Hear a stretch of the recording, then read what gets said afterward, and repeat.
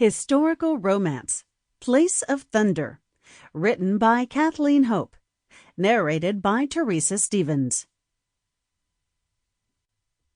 Table of Contents. Chapter 1, Gettysburg. Chapter 2, Riding Out with the Captain. Chapter 3, Major Field's Son. Chapter 4, An Exciting Invitation. Chapter 5, The Proper Choice of Attire. Chapter 6, Flowers at the Ball. Chapter 7, Fine Ladies and Hot-Blooded Horses. Chapter 8, Race Day at Fort Huachuca. Chapter 9, Lightning and Thunder. Chapter 10, The Best Prize of All. Chapter 1, Gettysburg. Gettysburg, Pennsylvania, July 1863. Run, Christopher. They're right behind us. Get that nag moving. We're almost at the camp, but they're closing in on both sides. Major Theodore Field spurred his own small horse and drove it through the darkness of the forest path. He could hear the labored breathing of his brother's horse behind him. Christopher, you're dropping back. Come on, just follow me.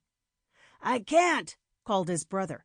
You go. Your horse is in better shape than mine. This one's too small and just worn out. You go. You have to get back home. Theodore ground his teeth and cursed their luck. His own horse, Pitch, so dark he was nearly black, was hidden by the night and had enough strength left to get him back to the Union Army camp. But Christopher's horse— "You should have demanded a better mount," said Theodore. But most of the U.S. Army horses were even poorer than Pitch.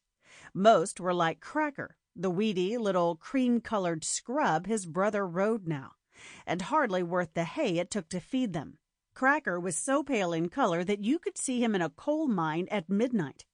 He might be good for hunting frogs in the swamps at night, but nothing more. That animal should never have been bought for the Army. He was all the Cavalry Bureau could get.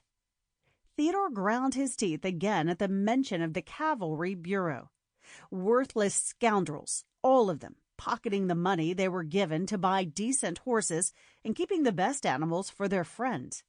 And the dealers they bought from were even worse. Finally, the two laboring horses burst out of the forest, one after the other, and galloped into a vast open field. The lights of the Union camp were down at the far end of it. Maybe they would make it after all. But the rebel patrol they'd run into wasn't going to go back empty-handed. Theodore could hear their horses crashing through the woods just behind them. Cracker stumbled on the rough ground of the field, but managed to stay up, though he was dropping back more than ever. "Go on, Theodore," gasped Christopher.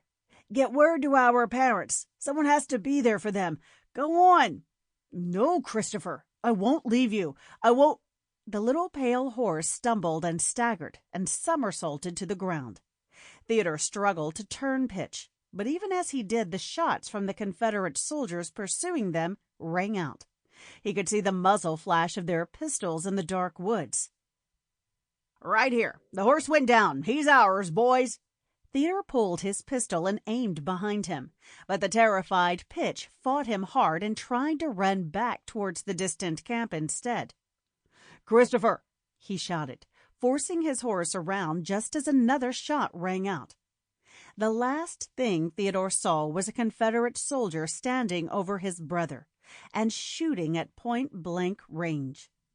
By the light of the other soldier's lantern, Theodore saw his younger brother Christopher, just 33 years old, lying dead beneath his small and overworked horse in a muddy field at the edge of the Pennsylvania forest.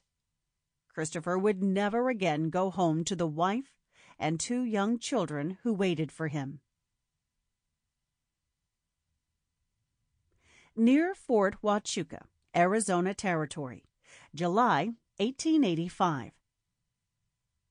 On a fine hot summer morning, Daisy Mary Field stood in the doorway of the largest barn and looked out at some unexpected visitors.